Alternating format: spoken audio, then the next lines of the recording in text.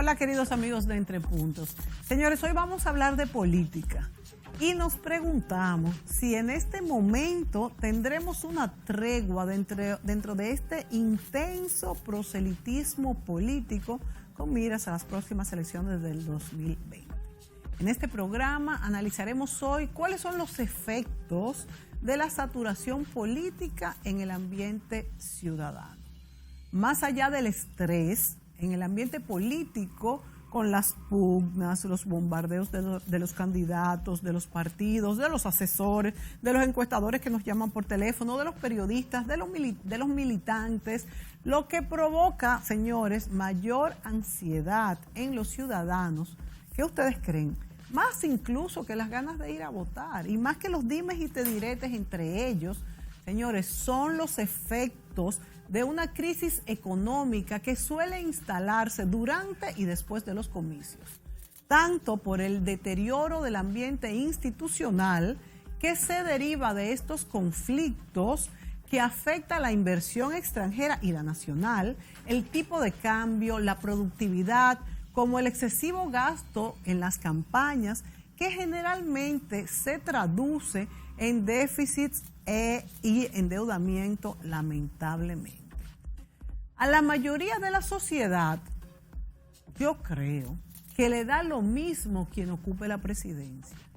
Lo que le importa, señores, es cómo el candidato electo y su equipo resolverán los problemas nacionales, ¿verdad? Y que, por supuesto, la campaña política que persigue que una votación sea democrática no provoque un deterioro económico más allá del alto costo que de por sí encierran unas elecciones nacionales. Las preocupaciones de la población son básicamente dos: la inestabilidad económica que pudieran generar las disputas políticas en el periodo electoral, que desarticulan el status quo alcanzado, ¿verdad?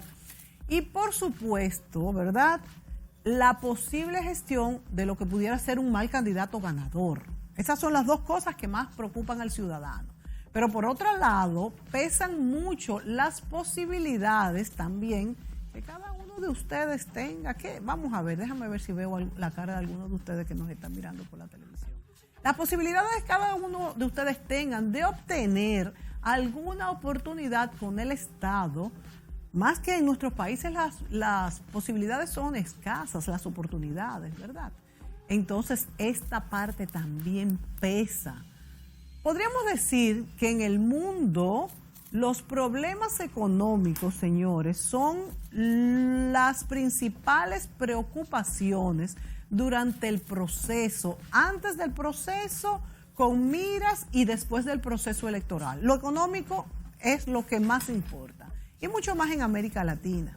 Podría decirse que la economía pone y quita los presidentes. ¿Qué cree usted?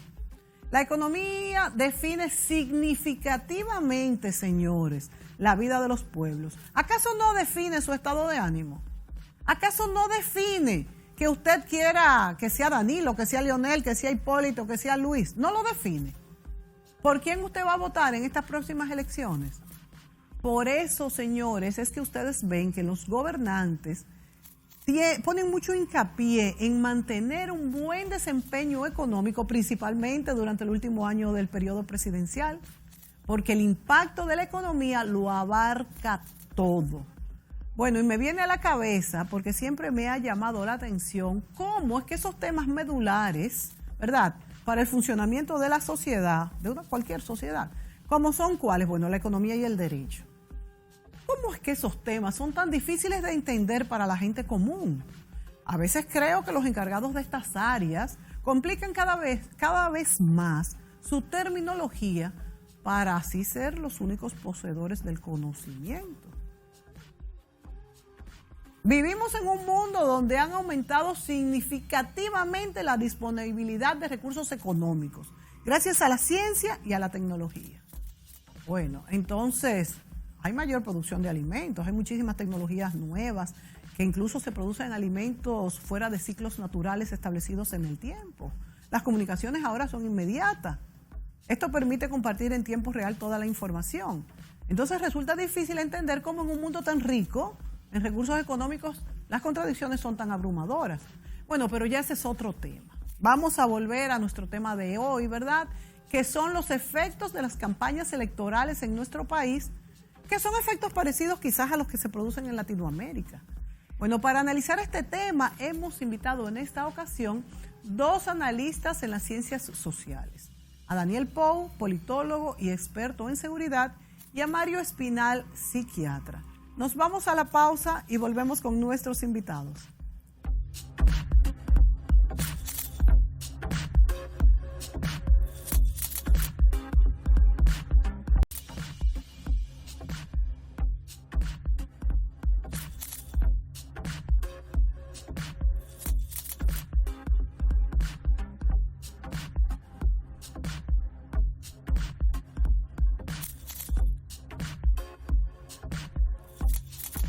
Amigos, ya estamos aquí con nuestros invitados, Daniel Pou, experto en seguridad, politólogo, y Mario Espinal Saldaña, es psiquiatra.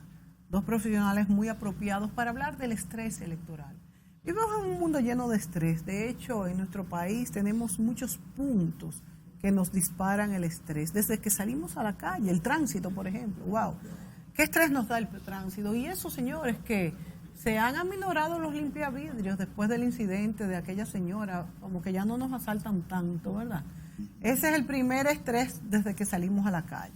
Pero hoy de lo que vamos a hablar, como les decía en la introducción, es de estrés electoral. Y yo quisiera comenzar hablando de cómo esto se añade al estrés de todos los días del ciudadano dominicano. En este caso, hablaba en la introducción cómo el estrés económico es fundamental, cómo se deteriora la economía cuando pasa por un periodo electoral, que ha pasado también en otros países de Latinoamérica, y cuáles son las etapas, ¿verdad? Cuando el ciudadano apuesta a un candidato, que tiene la euforia por ese candidato, cuando gana el candidato, los que ganan, los que pierden, la economía cómo reacciona, y nosotros con esta nueva incursión en las primarias, que se ha hecho tan largo el periodo electoral, con todo lo que ha pasado, pudiéramos decir sin temor a equivocarnos que últimamente es la elección del último periodo, de los últimos 30 años, quizás más traumática, más larga, más, se están haciendo nuevas alianzas. Daniel, tú como politólogo, para que después el doctor Mario Espinal nos hable desde el punto de vista del ser humano, de cada uno, de la individualidad y de los colectivos, cómo reaccionan las personas. Tú como politólogo, ¿cómo evalúas el estrés que da el periodo preelectoral, postelectoral, y ahora tenemos el pre de las primarias, el post de las primarias, el pre de los síndicos y regidores municipales y luego las nacionales y congresuales? Bueno, a mí me hubiese encantado que el doctor Espinal hubiese iniciado este análisis, porque el componente psicológico y los elementos que contribuyen a una situación estresante, y no tan solo estresante, sino traumática, adquieren una dimensión impensable en lo que es la vida de una nación. Yo creo que pocos países tienen situaciones pre y postelectorales tan traumáticas, tan, podríamos decir, revestidas de situaciones que crean incertidumbre, ansiedad y sobre todo desasosiego. Bueno, nosotros como comunidad vamos a estar experimentando un tipo de estrés nunca visto, porque ahora el proceso político se ha dividido. Sí. Y en poco tiempo no es solamente la cantidad de recursos económicos y de otro tipo, sino la cantidad de tiempo y los 3 periodos: precandidatura, sí, candidaturas regionales y luego las presidenciales. Esto es nuevo en nuestra historia. Si bien en todos los procesos competitivos hay una porción de la comunidad que tiene un aumento del estrés patológico, como llamamos nosotros en clínica. Es decir, al estrés cotidiano que tenemos los dominicanos con pobreza, deficiencias en servicios, el tráfico, el desempleo, se nos va entonces a considerar cómo repercute la dinámica política, especialmente a nivel electoral. Comenzando a decir que el estrés no es simplemente tensión interna y externa como antes se definía, sino que hay unos cambios psiconeurobiológicos en nuestro organismo que pueden quedar solapados y dar un comportamiento fisiológico y conductual muy patológicos. Nosotros no tenemos la posibilidad de hacer cuantificación de las personas que en un proceso electoral pasan de la cotidianidad, del estrés común y corriente al estrés patológico y más que patológico, el crónico. Es decir, estrés patológico es el germen del estrés crónico. Ese es el dañino. Ahora, ¿cómo lo cuantificamos? ¿Cómo podemos decirle a una persona que va ante nosotros, yo creo que estoy sufriendo de estrés permanente, es decir, el estrés crónico? Hay múltiples manifestaciones y hay múltiples maneras de uno diagnosticarlo. Ahora bien, si nosotros vemos los niveles de dominicanos hipertensos, dominicanos con cardiopatías y con problemas cardiovasculares, si vemos esa alta franja de pacientes diabéticos, de pacientes que tienen múltiples sufrimientos derivados de la diabetes, en el fondo hay una causa general que está pivoteando todas esas alteraciones. Y no hablemos de las coronarias. Cada vez que nosotros vemos que un muchacho joven, músico, un artista, de repente amaneció muerto. Él era sano, aparentemente sano. Posiblemente por su oficio, en este caso concreto los políticos, vamos a cuantificar. ¿Cuántos líderes políticos han muerto de cáncer? ¿Han muerto de infartos? ¿Quién de ellos se ha dormido en la senectud de sus años en su cama? Muy pocos. Y todo hay que achacárselo definitivamente al estrés. O sea que el estrés es definitivo en todos estos tipos de enfermedades que usted ha señalado, doctor. Posiblemente, porque es un componente neurobiológico. Los elementos hormonales y las sustancias identificadas, como es la dopamina y como son otras sustancias neurotóxicas, y básicamente el cortisol, sí, se mantienen muy elevados. Sí. Si nosotros tuviéramos un laboratorio que ahora mismo le tomamos una muestra de sangre, dosificación de dopamina, de cortisol en la mañana, cortisol en la noche y de otras sustancias, usted podría fácilmente, en su tranquilidad, sacar un perfil neurotóxico y esa toxicidad que está repercutiendo en toda la economía orgánica. ¿De dónde viene? Viene precisamente de lo que nosotros llamamos estrés crónico. Un ejemplo biológico. Los estímulos, tanto internos como externos, se almacenan en diferentes estructuras que van a estimular otras estructuras, como es hipotálamo, hipófisis, adrenales. Y las adrenales, todo el torrente de hormonas, especialmente el cortisol. Si eso se mantiene hiperestimulado, la cantidad de cortisol, como la hormona del estrés, estará bastante alta durante todo el día. Normalmente cuando nos levantamos y estamos en actividad, el cortisol está alto. Luego va bajando durante el día. En la noche un punto más bajo. Ese perfil que sería el normal en una persona crónicamente estresada, vemos que baja un poquito en la mañana y se mantiene a un nivel todo el resto del día. Entonces vamos a la clínica. Nosotros los que somos calvos decimos, bueno, yo soy calvo por la edad, pero ¿cuándo la calvicie comenzó? Adolescentes ya cayéndose del pelo. Vemos una serie de patologías dérmicas que están presentes. La obesidad, por ejemplo, es consecuencia.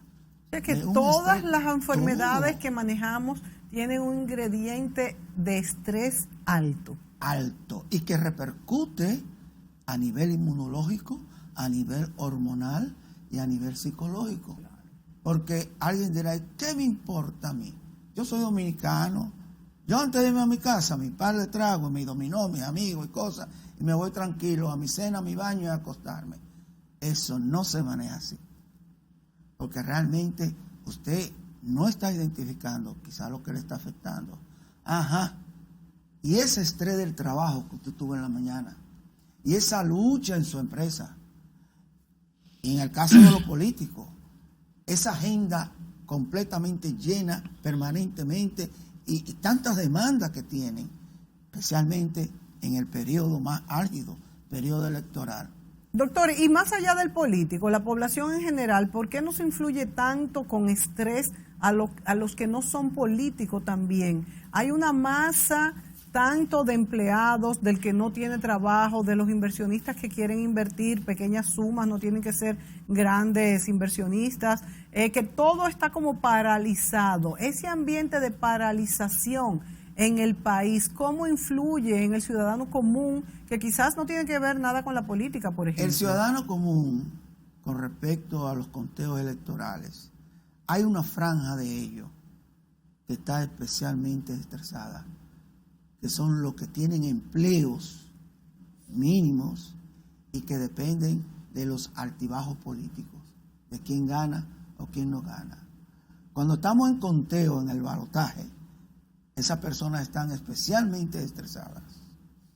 Y qué bueno sería tener los recursos para hacer unas estadísticas a nivel de oficina, para nosotros dosificar esa sustancia que hemos mencionado y para ver los parámetros fisiológicos. ¿Qué cantidad es hipertenso? ¿Qué cantidad tiene problemas funcionales que ellos, por no poder ir a comunicárselo a un especialista, no lo dicen? No, y no saben manejar tampoco su situación por ellos mismos. O sea que se necesita una ayuda. Claro, y todo dentro del marco comunitario, del marco de una cultura, vamos a decir, machista, una cultura de intolerancia. Se está imponiendo el autoritarismo, de acuerdo a algunos. Otros dicen que estas elecciones las primarias fueron fallidas y que se está imponiendo el caudillismo como una rémora histórica que tenemos. Entonces, como que no vemos salida. No importa que esté el morado, el colorado, el verde.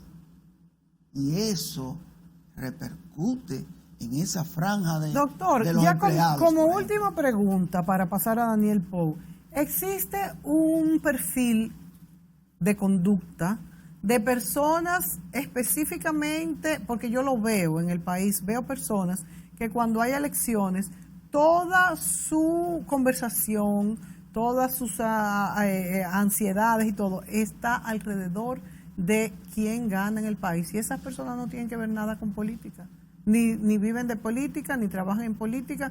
Sin embargo, están muy tensos por las elecciones y por el futuro del país. Yo quisiera tener la experiencia de otros países en periodos electorales. A ver si este mare magnum, este océano de propaganda, de publicidad, se produce también. Porque aquí eso no está regulado. Bueno, se supone que sí. Se supone, como muchas cosas en nuestro país. Vimos ahí en la prensa un candidato, el candidato oficial, que es todos los días, que propaganda por aquí. ¿Hasta dónde psicológicamente eso va a repercutir? En un país tan politizado es muy difícil controlar lo que son la promoción política y la propaganda, que sí se supone que está controlada en la nueva ley de partidos. Sin embargo, ahora con los medios electrónicos es casi imposible, porque es que de los mensajes que nos mandan vía WhatsApp, por ejemplo, el 50% o más son relacionados con política. Nos vamos a ir a la pausa y cuando vengamos, Daniel, me gustaría que tú hicieras una evaluación de cómo influye el ambiente electoral en la productividad personal y en la productividad nacional. Volvemos.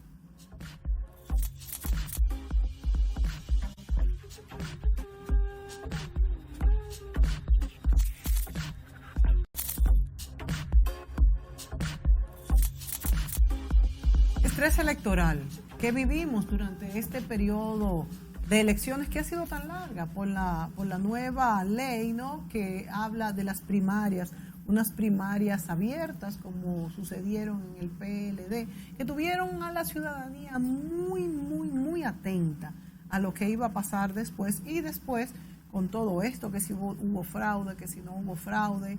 Ahora, bueno, pues se supone que la población está muy atenta a ver qué candidato es mejor. Lo que sí que no veo, Daniel, que ninguno está presentando un programa de gobierno.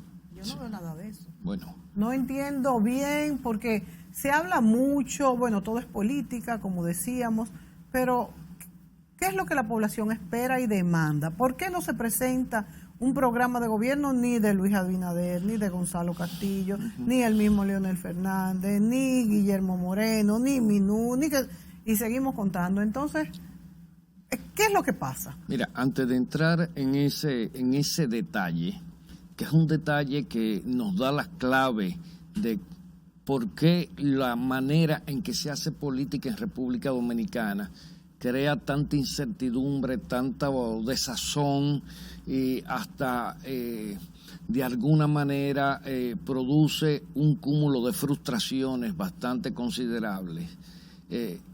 Hay que irnos un poco al contexto. República Dominicana desde hace más de 20 años está inmersa en un modelo político que no logra satisfacer las expectativas del ciudadano, porque el modelo político dominicano, tremendamente clientelar, caudillista sobre todo, es un modelo que se concentra en la lucha por el poder. Por eso usted no encuentra que dentro de la agenda de la política dominicana se produzcan señales evidentes de los cambios que requiere la sociedad.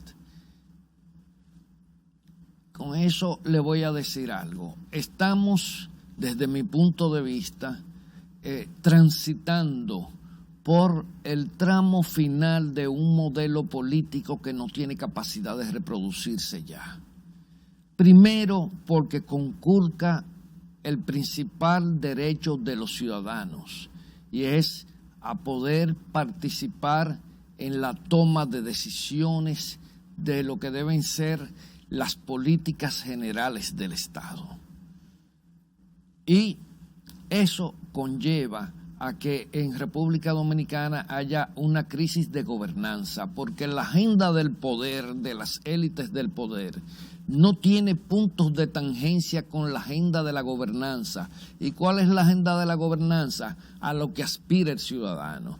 Por eso, no sé si ustedes se han percatado que hoy en día el discurso ya ha dejado abandonado, el discurso político, las famosas obras de infraestructura. A la gente ya no le interesa nada de eso.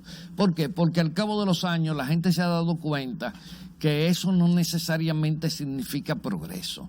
El clamor de la gente, y te lo dice una persona que tiene una amplia participación en redes sociales. Yo en Twitter tengo 36,000 seguidores. y tengo una relación de doble vía con una gran parte. Y yo voy haciendo perfiles del discurso ciudadano. Entonces, debido a que no existe ese discurso sobre la gobernanza, sobre los anhelos que tiene la ciudadanía, desde las élites se produce un discurso que incita más que nada a la violencia. Y es uno de los elementos más preocupantes. Hoy en día, en República Dominicana, de manera paradójica y diferente y con diferencias marcadas a los demás países del área, cuando usted analiza la tasa de homicidios en República Dominicana, que es cierto que ha disminuido, hay que inferir algo, y estoy trayendo este elemento para poder aquilatar el valor de lo que estoy diciendo. Hay que darse cuenta que en la tasa de homicidios de República Dominicana, o sea, cuando estoy hablando de homicidios, estoy hablando de muertes violentas voluntarias. Voluntarias, o sea, ocasionadas por la voluntad de un individuo hacia otro. El 64% de los homicidios que se están produciendo en República Dominicana se producen por conflictividad social. Sí. No son el resultado de la actividad violenta del delito. Con relación al resto de la región, estamos en una situación de desproporcionalidad. Pero más que por delitos se producen. Sí, 64%.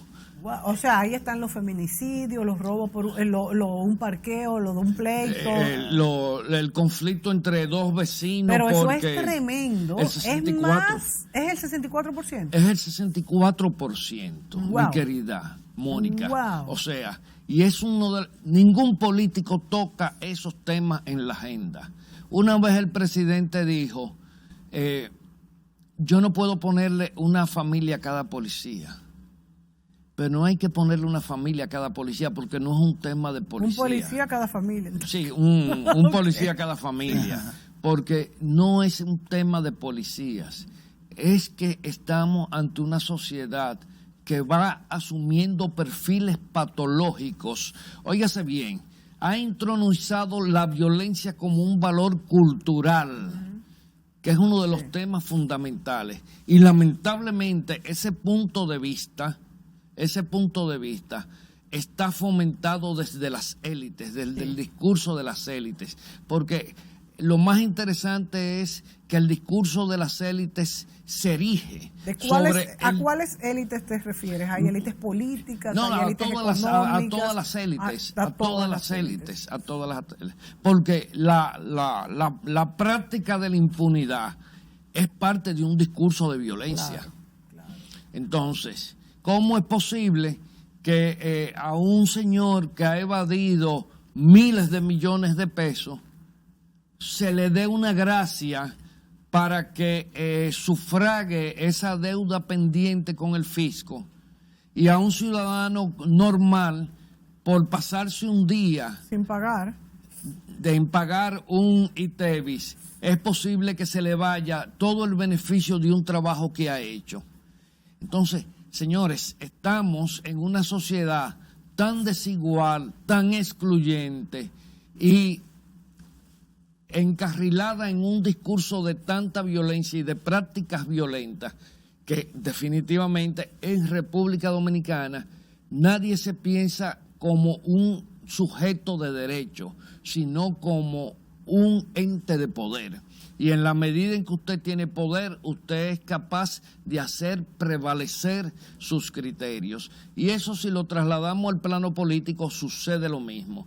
Yo les exhortaría a la mayoría de las personas que hagan un análisis del nivel de lenguaje con que se está produciendo este proceso pre-primarias y post-primarias.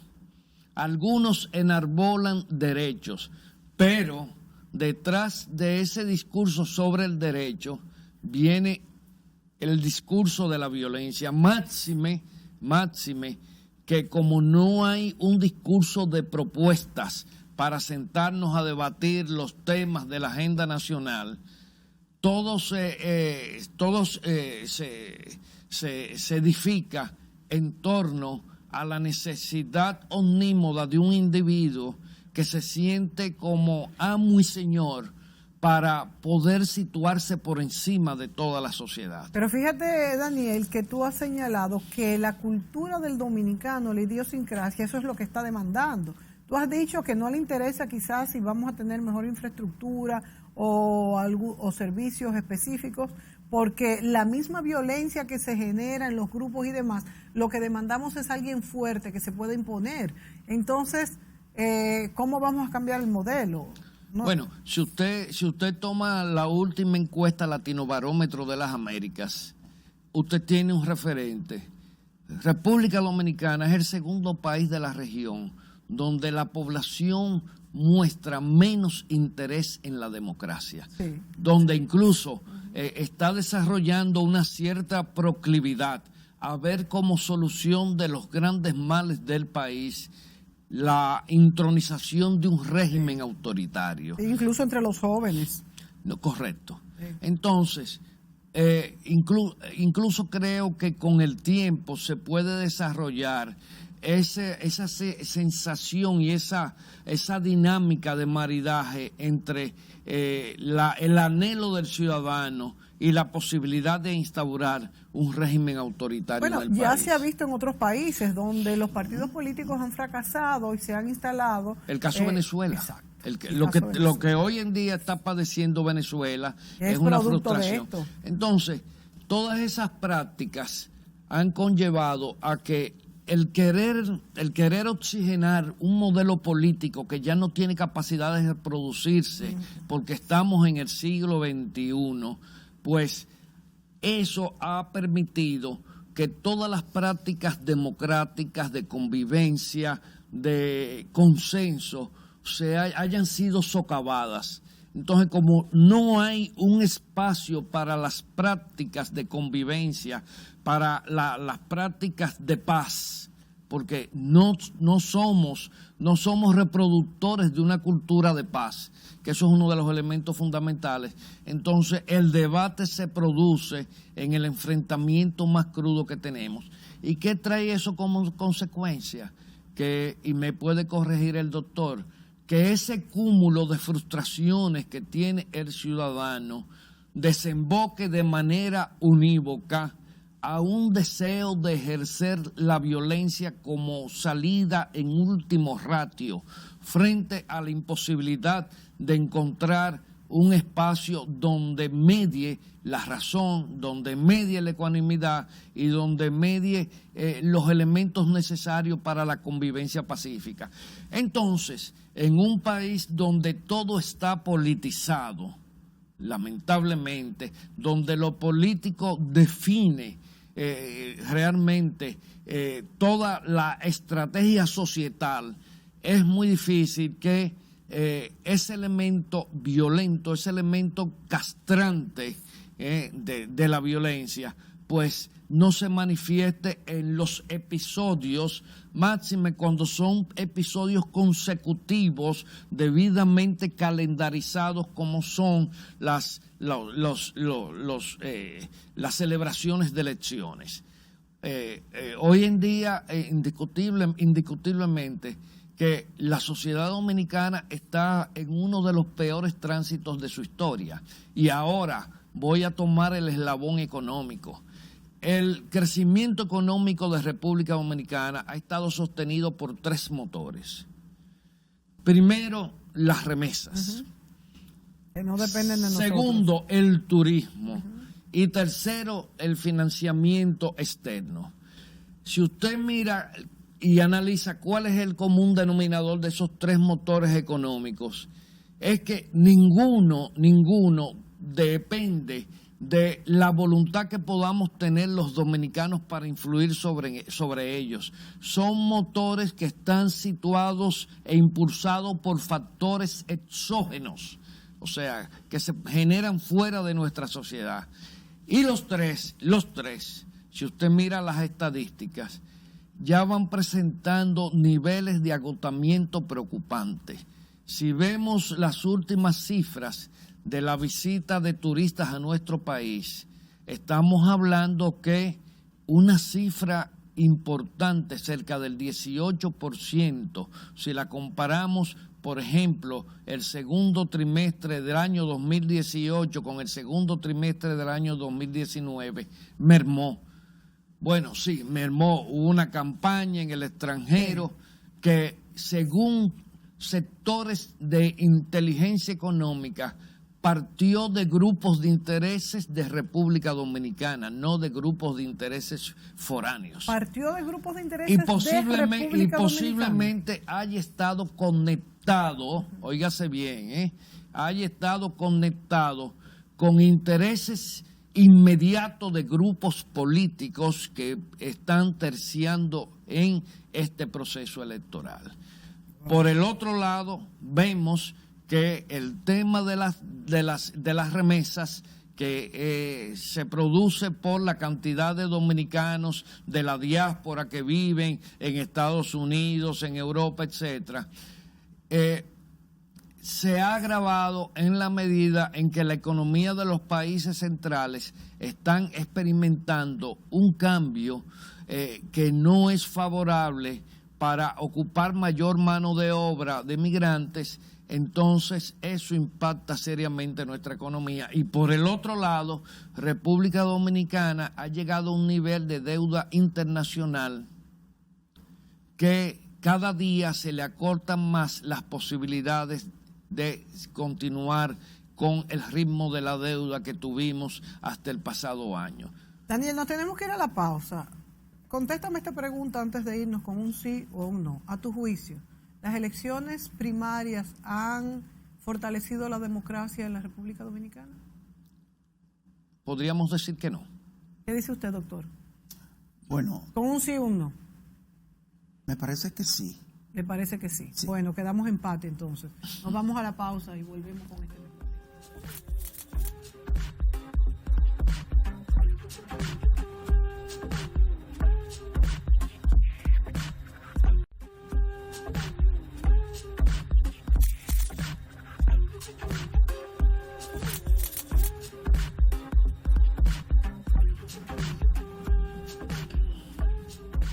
Continuamos con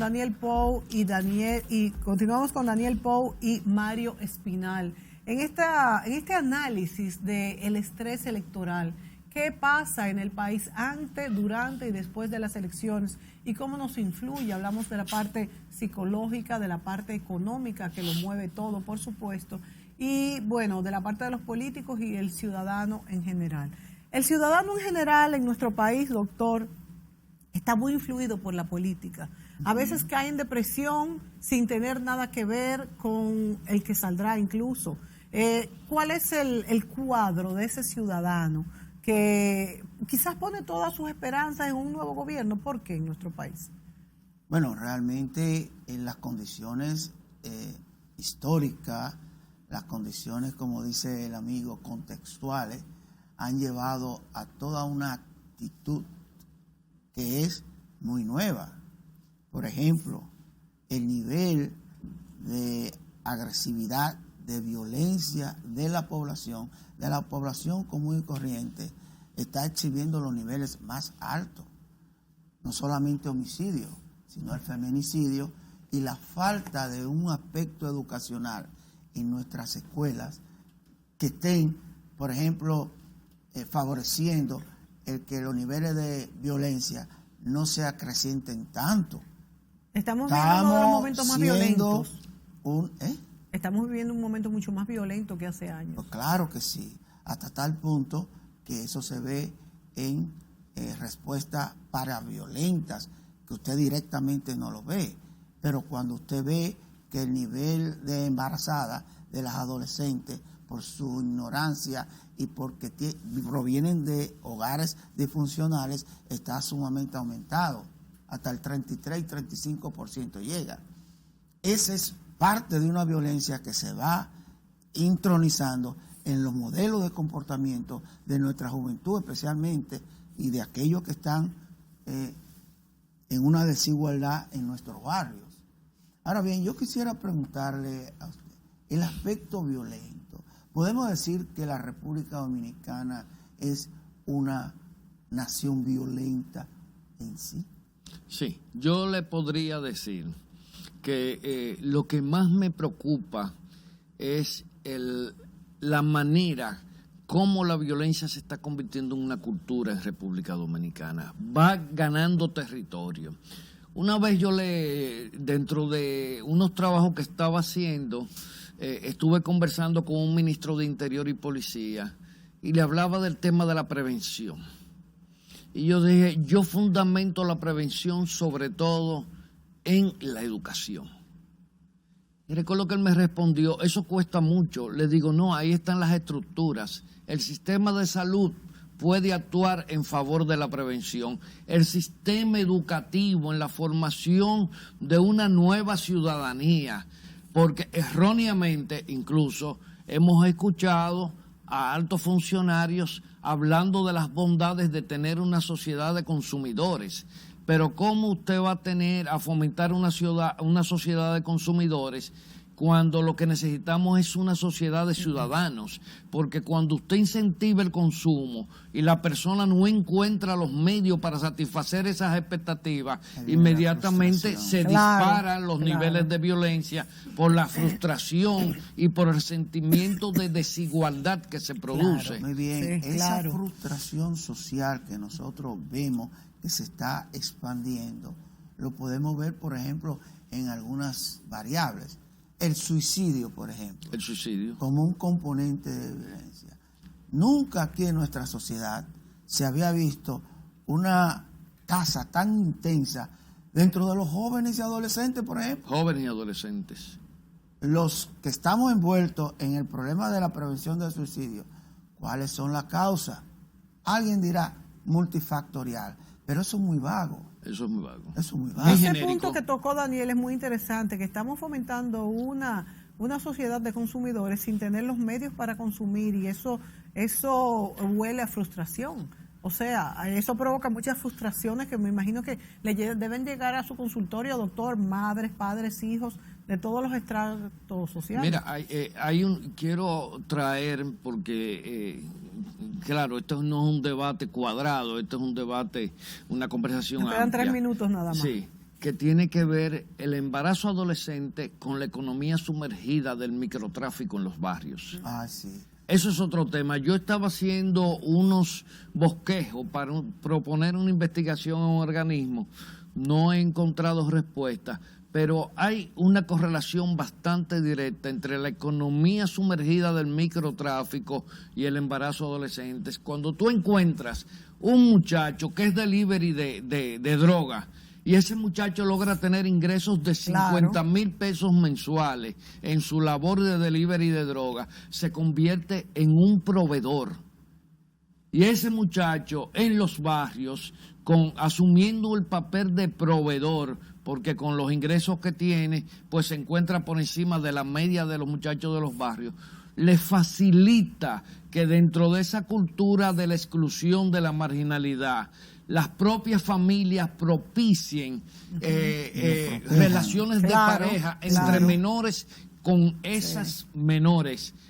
Es un tema interesantísimo. Y el papel de las escuelas del nivel primario. ¿Dónde está la educación sexual y reproductiva? Sí. Inclusive se habla en los organismos oficiales de ciertas leyes, pero en la práctica no tenemos una educación a ese nivel. No. Entonces las pobres jóvenes y los pobres jóvenes entran en prácticas inusuales y ahí tenemos los resultados. Nuestro 30-33% de parturientas, aparte de las haitianas, que es otro problema, resultan ser de adolescentes. Bueno, la verdad es que el tema de la violencia, que es el que ha copado este programa, donde estamos estudiando el estrés político, viendo que no solamente es un estrés post y preelectoral, sino que es un estrés instalado en nuestra sociedad, dado que estamos viviendo un sistema social que se facilita mientras más violentos se sea. ¿Es así? Puede facilitarse, entre comillas, Bueno. Y eso pues hace que se instale en nuestro país una rueda de violencia, 30 segundos cada uno. Mónica, sencillo. En una sociedad donde la violencia gravita sobre ella y se introniza como elemento cultural, cualquier relación de poder mal conducida, indiscutiblemente que detona todos los factores para que esa violencia se convierta en parte de una sinergia social que no se puede detener por ninguna vía. Bueno, yo creo que tendremos que más cerca de las elecciones retomar el tema y analizar paralelamente lo que es violencia pre y postelectoral y estrés, ¿no? Y violencia instalada en nuestra sociedad dominicana. Gracias a Daniel Pou, politólogo, y gracias a Mario Espinal, psiquiatra. Y a ustedes, amigos, por sintonizarnos, y será hasta la próxima semana.